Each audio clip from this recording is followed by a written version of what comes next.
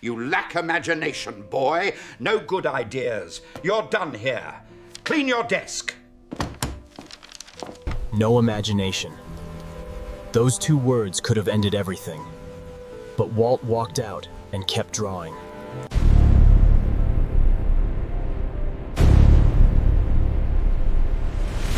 He was arid, bankrupt, eating dog food, and then he built the world's greatest empire. Kansas City, 1919. A young artist sat at a newspaper desk, dreaming of something far greater. His editor called him in one afternoon. Walt had no idea what was coming. You lack imagination, boy. No good ideas. You're done here. Clean your desk.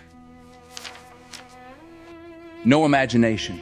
Those two words could have ended everything. But Walt walked out and kept drawing. He poured everything into his own studio. Laughogram, his dream, his life's work, his risk. Then the money ran out. Investors vanished. The lights went dark. The studio collapsed overnight. He was so broke, so desperate. He survived on whatever scraps he could undo. Nothing was beneath him. But there, in the darkness, Walt made a decision that would change the world forever. Hollywood. He had his sketches, his ideas, and an unshakable belief that someone, anyone, would see his vision. Rejection number one. He thanked them, walked out, and knocked on the very next door. 50 rejections. He was still knocking. 100. Still knocking. 200. Still knocking. 300 rejections. 300. What would you have done at 299? Then, in the dead of one sleepless night, a small mouse crept into his imagination and stayed. This little mouse, he's gonna change everything. I can feel it. I know it. Look at him. He brought Mickey to the money men, bankers in press suits who controlled what the world would see. A giant mouse on screen? Women will scream and run. This is not a viable investment. Walt looked at the man who called his dream worthless and felt absolutely nothing but certainty. They don't see it yet, but they will. The whole world will. I am going to make sure of that. In 1928, Mickey Mouse debuted in Steamboat Willie. The world heard it, and the world laughed with joy. The mouse that would terrify women made them weep with laughter. Every expert had been completely wrong. The cartoons multiplied.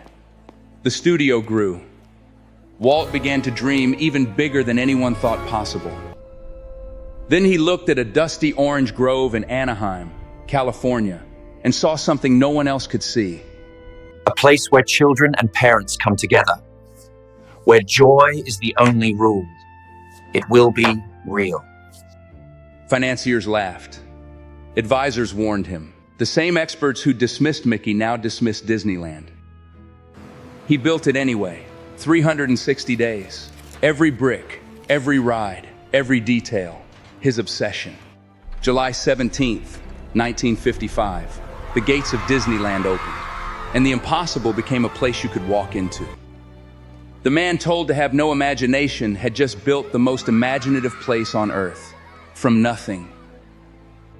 Today, his name touches every corner of the planet. The fired artist, the bankrupt dreamer, the visionary. Others could not see his vision because it was his, not theirs. Visions belong only to their creator.